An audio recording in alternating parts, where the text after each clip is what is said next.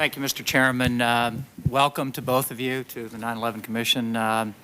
You have both playfully insulted lawyers in the last 10 or 15 minutes. I'm not a lawyer. You don't care. I don't care. You've got 6 lawyers following me in the questions. You might want to say something nice in the next 10 or 15 minutes. Just a little bit of advice to you for the next few minutes. You two are certainly squarely in the hot seat. We have staff statements and the joint inquiry report that has roundly and deeply, systemically criticized the FBI and the CIA for their performances leading up to 9/11. They have cited problems in sharing communication, connecting the dots, overclassifying documents, and glitches and failures to protect the seams. I have a question for both of you to just go at maybe one of the problems. I asked Director Free, Mr. Pickard, earlier about the active informant who had engaged 2 of the 19 hijackers, and he said, quite frankly, the FBI should have done better. Let me give you a case and get your response from it. You have said in your remarks that that was the most serious chatter in the summer of 2001. When we have talked to some of the people that should have heard this serious chatter and your communication with them leading into the spring and the summer, when a big event was going to happen, an experienced terrorism supervisor in the Washington office, 6 blocks from headquarters, 6 blocks away, says he was not aware of any heightened terrorist threat. His squad took no special action leading up to 9/11. A supervisor in the Miami field office, a special agent in charge, said this was inside the Beltway kind of thing. Never heard of that chatter until after 9/11. What happened? Your staff has put together some of the communications we sent out. I was concerned of making sure that we were at maximum capacity, maximum effort on that. I personally had a conference call with all 56 SACs and all the assistant directors on July 19th, just to make sure that I know some people don't read everything that comes out, but just to reinforce that. I had all 56 SACs. I can't account for the SAC in Miami as to whether he was actually on the call, but whoever was in charge of the office that day was on that call, because I did not get on it until they were all on it. During that call, I reiterated the issue of the threat level and also to make sure they were at their maximum effort on that. I don't know. Do you recall your precise words that you recently told the 9/11 Commission on that conversation? Your words to the 9/11 Commission were evidence response teams ready.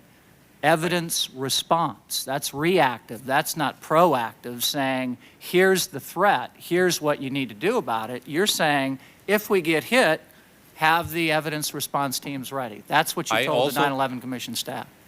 I had a very brief conversation with them about that. I was surprised at the brevity of it. Well, it sounds like it was pretty brief to the field offices as well. Response, not active threat. But I also I spoke to each of the 56 SACs during the month of July, between July 9th and July 31st. Each of them individually, I had them on the phone, secure conference call with the assistant directors from counterterrorism, Dale Watson, counterintelligence, Neil Gallagher, and the assistant director of the criminal division, Ruben Garcia. We discussed their performance, and in addition to that hour-and-a-half discussion of their performance in their field office and their commitment to the counterintelligence and counterterrorism efforts, we also discussed during that phone call the threat level.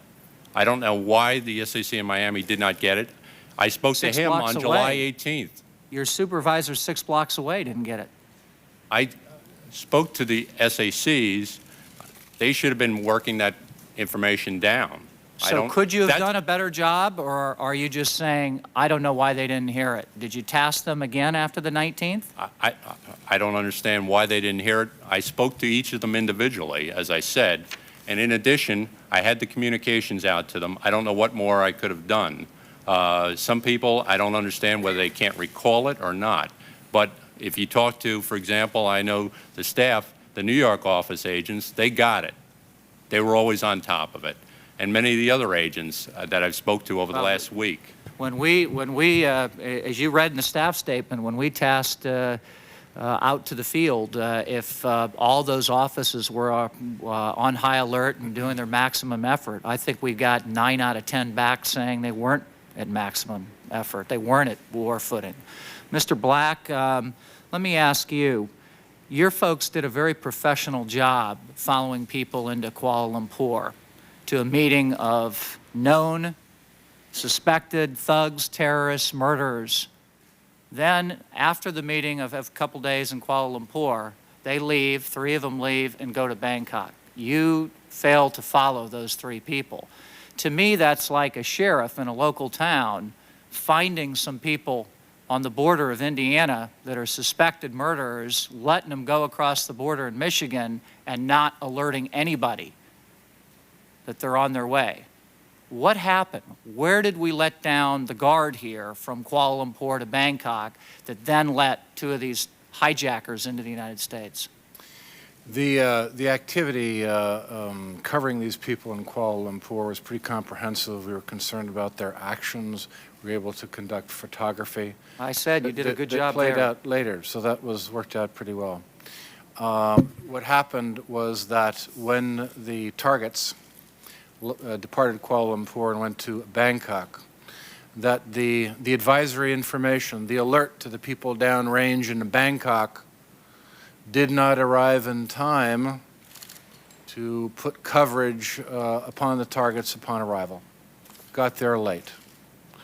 The targets went out into the community and working with our friends locally as a priority operational activity, we tried to find these people.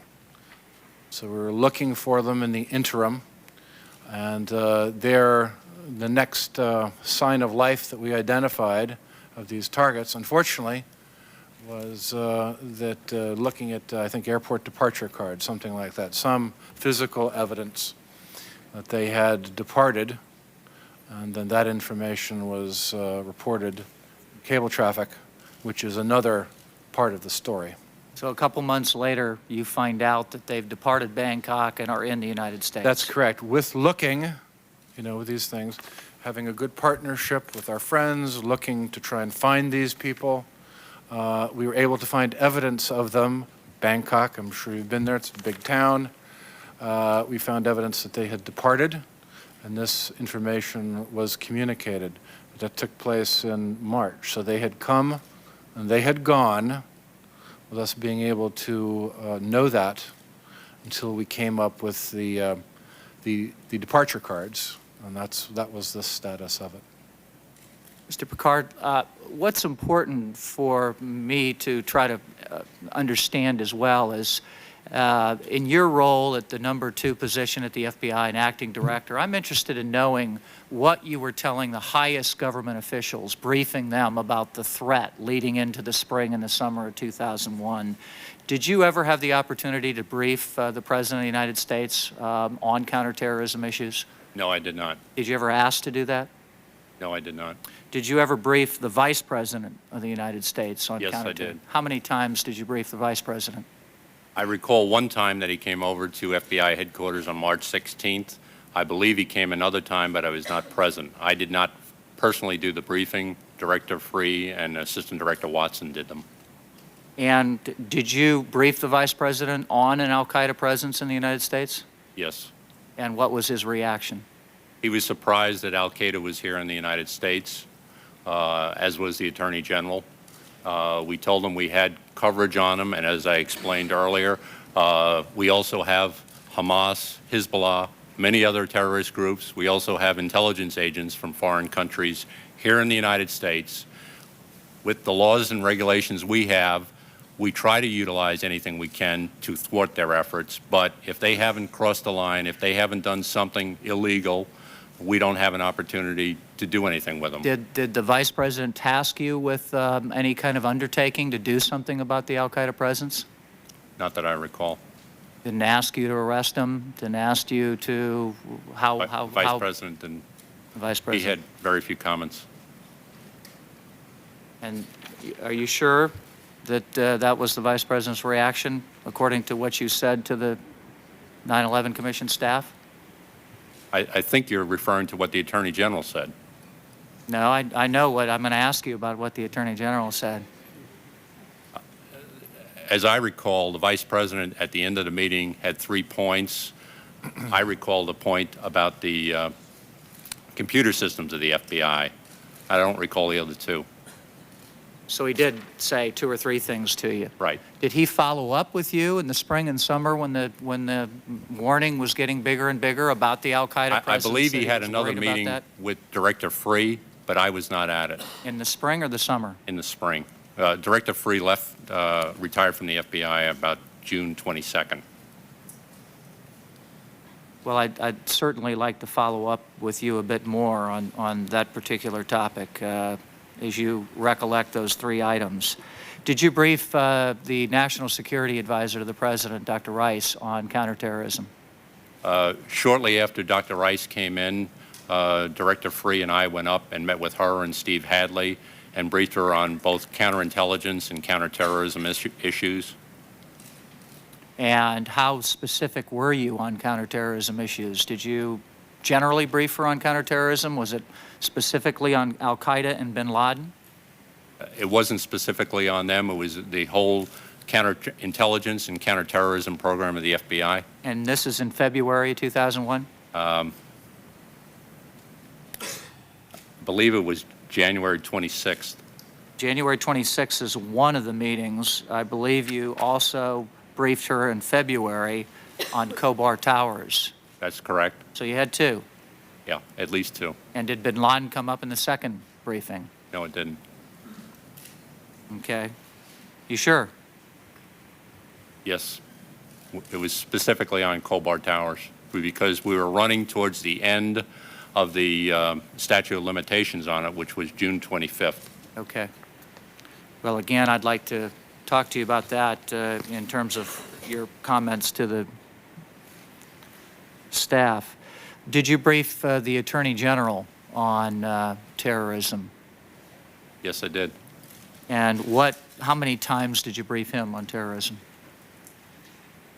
After Director Free left the FBI, the Attorney General had me come in on June 22nd to meet with him, and he appointed me as the acting director of the FBI. And then on June 28th, I had a meeting with the Attorney General, Deputy Attorney General, and I believe his Chief of Staff was in parts of that meeting, as well as Assistant Director Garcia from the FBI. So what would you guess, Mr. Pickard? How many times did you brief? At least 3 times. 3 times. And what were the Attorney General's priorities with respect to terrorism? Was it a top-tier priority for the Attorney General? It was a top tier for the FBI. The Attorney General on May 10th issued budget guidance for us, and I did not see that as a top item on his agenda. How did you take that to the Attorney General, that you were concerned that that was not a top item for him? And is this the $58 million that you're concerned about? No, that was later. This was So the these budget are- guidance that came out on May 10th. During the summer of 2001, the FBI submitted what I believe was our 2003 budget proposal. That proposal came back, and the additional funds that we were looking for on counterterrorism were denied. I spoke to the Attorney General briefly and asked him if I could appeal it, and he told me yes, I could, put it in writing. I had our finance and counterterrorism people put together an appeal of that decision, and then on September 12th, I read the denial of that appeal from the Attorney General. So you had a May 10th memo on the Attorney General's priorities that you objected to, and then you had a meeting in August where you personally appealed to the Attorney General and received a letter from him saying no to the increases that you received on what date? I received that on September 12th, that denial. So what does this say about counterterrorism as a priority for the Attorney General? Do you think it was not the priority that you hoped it would be, commensurate with the FBI's? I only had the perspective to see it from my view of the FBI. I don't know all that the Attorney General had to look at with the 100,000 employees of the Department of Justice. Thank you, Mr. Chairman.